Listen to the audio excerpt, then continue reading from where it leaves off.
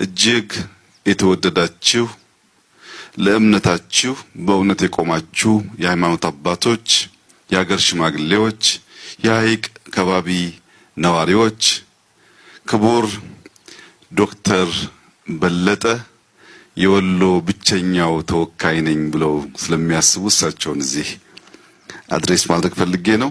ፕሮፌሰር ብርሃኑ ነጋም በእኛ መካከል አሉ። በዚህ ስፍራ የተገኛችሁ ኢትዮጵያውያን በሙሉ ታሪክ ጠገብ፣ ፍቅር አዘል፣ ስራ ወዳድ፣ ሁሉን አቃፊ ወደ ሆነው የኢትዮጵያዊነት መገለጫ ወደ ሆነው ወደ ሐይቅ ወደ ወሎ እንኳን በሰላም መጣችሁ፣ በሰላም አገናኘን ለማለት እወዳለሁ። ከምስጋና ለመጀመር ክቡር ምክትል ጠቅላይ ሚኒስትር ተመስገን ጥሩነህ እንደ ምክትል ጠቅላይ ሚኒስትር ሳይሆን የሐይቅን ፕሮጀክት እንዲያስተባብሩ ሲመደቡ ከያዙት ታላቅ ኃላፊነት ጎን ለጎን ለወሎ ሕዝብ ለሐይቅ ሁነኛ ሐውልት ጥለው ለማለፍ ላደረጉት ብርቱ ጥረትና ለሰጡት አመራር ከፍ ያለ ምስጋና ማቅረብ እፈልጋለሁ። እንዲሁም ወጣቱ ኢንጂነር ንጋት በጎርጎራ ያሳየውን ብቃት እዚህ በሐይቅ መድገም በመቻሉ አንድ ምርጥ ፕሮጀክት ቢመራ ሙያተኛ ማፍራት በመቻላችን ለነበረው ጥረት ላስገኘው ውጤት ለስራው ጥራት ንጋትንም እንዲሁ ማመስገን እፈልጋለሁ። የኢትዮጵያን ነጻነት የኢትዮጵያን ሰላም ለማጽናት በላይ ዘለቀ ከተዋደቀበት ከባቢ የኢትዮጵያን ልማት የኢትዮጵያን ብልጽግና ለማረጋገጥ በላይነህ ክንዴ በመፈጠሩና እንዲህ ለቃሉ ታማኝ ሆኖ ወንድሙ ለሰላም ለነጻነት ያደረገውን ተጋድሎ እሱ ለልማት ለብልጽግና መድገም በመቻሉ በላይነህ ክንዴን እጅግ አድርጌ ማመስገን እፈልጋለሁ። ገበታ ለትውልድ የሚጣል አሻራ ነው። የሐይቅ ሪዞርት ዛሬ ላለነው ለኛ ምንም አይደለም። ነገ ሐይቅ ስትለወጥ ትውልድ ሲነሳ ብልጽግናን ሲጎናጸፍ ይህንን ሐውልት እንደ መነሻ ነጥብ ያስታውሰዋል። ገበታ ለትውልድ የተባለበትና የተመረጡ ስፍራዎችን አስተውላችሁ መታዘብ ከቻላችሁ ጎርጎራ በጣና ሐይቅ ባሉ ገዳማት ታሪክ ጠገብ አብያተ ክርስቲያናት፣ ገዳማት፣ መጻሕፍት ያሉበት ከባቢ ነው።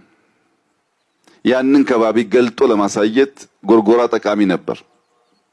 ሐይቅ በከባቢ ያላችሁ ሰዎች ብታቁም ራቅ ካለ ከባቢ ያሉ ኢትዮጵያውያን የማይገነዘቡት አስደማሚ ታሪክ በግልጽ የሚታይበት ከባቢ ነው። ነገር ግን ያን ታሪክ ለመግለጥ የሚያስችል መሰረተ ልማት እንዲህ ያለው ልማት ያስፈልግ ነበር። በጣም ከሚገርመኝ የሐይቅ ከባቢ ታሪክ አንዱ በ10ኛው ክፍለ ዘመን አርመኖች በገጠማቸው ውጊያ ሀገር ለቀው ተሰደው ወደ ኢትዮጵያ ሲመጡ ያረፉት በሐይቅ ነበር። የመኖች በሀገራቸው መኖር ሲሳናቸው መጥተው ያረፉት እዚህ ሐይቅ ከባቢ ነበር።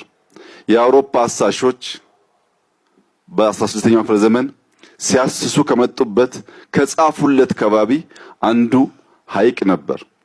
ኢትዮጵያ ውስጥ ከሰሜን፣ ከምስራቅ፣ ከደቡብ ከሁሉም አቅጣጫ ፍቅርና ሰላም ፍለጋ ኢትዮጵያውያን መጥተው የጸኑበት የኖሩበት ከባቢ ነው።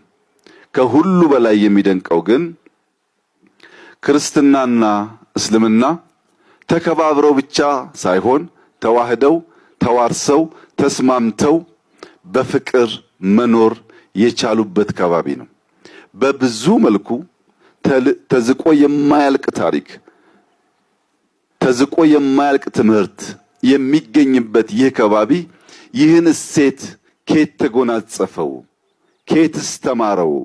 ብለን ታሪክ ስናገላብጥ የሐይቅ እስጢፋኖስ ገዳም የዚህ ሁሉ ምስጢር ሆኖ እናገኘዋለን። የሐይቅ እስጢፋኖስ ገዳም ያሉት ሶስት ዋና ዋና ዓላማዎችና መሻቶች ላለፉት 800 ዓመታት ኢትዮጵያን ስንመራ ኢትዮጵያን ስናጸና የነበሩ ህዝቦች በሙሉ የዚህን ገዳም አስተምሮ በውል ተገንዝበው ሰርተውበት ቢሆን ኖሮ ዛሬ ኢትዮጵያ የት እንደምትሆን ሁላችሁም መገመት ትችላላችሁ። የሐይቅ እስጢፋኖስ ገዳም 3 ልዩ ዓላማዎች አሉት።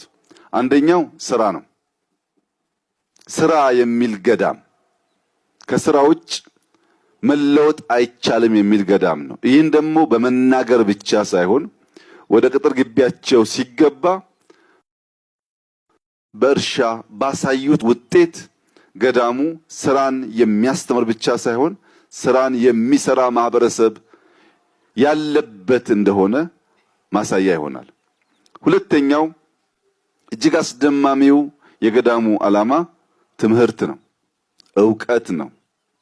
ኢትዮጵያ ውስጥ በነበሩ ግጭቶች፣ ወረራዎች ወርቁን እንካችሁ መጽሐፍቶቻችን ግን አትንኩ ብለው ማጽናት በመቻላቸው በአፍሪካ ውስጥ ጥቂት ሀገራት የራሳቸው ሆሄያት ፊደላት የፈጠሩ ቢሆንም አሁን ባለው ሞደርን ዓለም ውስጥ በአፍሪካ በድፍን አፍሪካ የራሱ ፊደል ያለው ብቸኛው ሀገር ኢትዮጵያ ነው። ይህ በዋዛ ፈዛዛ የተሳካ ጉዳይ ሳይሆን እንደ ሐይቅ እስጢፋኖስ ገዳም ያሉ ዕውቀትን የሚሹ ዕውቀትን የሚያጸኑ ዕውቀትን ለትውልድ የሚያሸጋግሩ የቆረጡ ሰዎች በመኖራቸው ምክንያት ነው ትምህርት፣ ዕውቀት፣ መጽሐፍት ማገላበጥ ከስራ ቀጥሎ አንዱ መርህ መሆን አለበት በሚል የዚህ ገዳም አባቶች ለራሳቸው የኖሩት ብዙዎችን ያስተማሩት የነሱም ተማሪዎች በብዙ ከባቢ ለኢትዮጵያ መምህራን ሆነው እንዲያገለግሉ ያስቻሉበት ምስጢር ነው። ሶስተኛው ጾም ነው። ጾም ለስጋም ለመንፈስም እጅግ አስፈላጊ ነገር ነው። በመጾም በመማር እና በመስራት መላ የኢትዮጵያ ህዝቦች የሚመሳሰል አቋም ከያዙ የሚጾም ሰው ስጋውን መግዛት ስጋውን በጥርሱ መንከስ ስለሚችል ከክፉ ነገር የተጠበቀ ይሆናል። የሚሰራ ሰው ለክፉ ነገር ጊዜ ስለሌለው ከሚሰራው ፍሬ የተነሳ ውጤት እያየ የሚሄድ ስለሆነ ከክፉ ነገር ይጠበቃል። መጽሐፍት የሚያገላብጥ የሚያነብ ለዕውቀት የተጋ የተከፈተ አእምሮ ያለው ሰው ከልማትና ከትጋት ውጪ ለክፋት የተሰናዳ ስለማይሆን በሰላምና በፍቅር ለመኖር ብቻ ሳይሆን የሀገርን ታሪክ ለማጽናት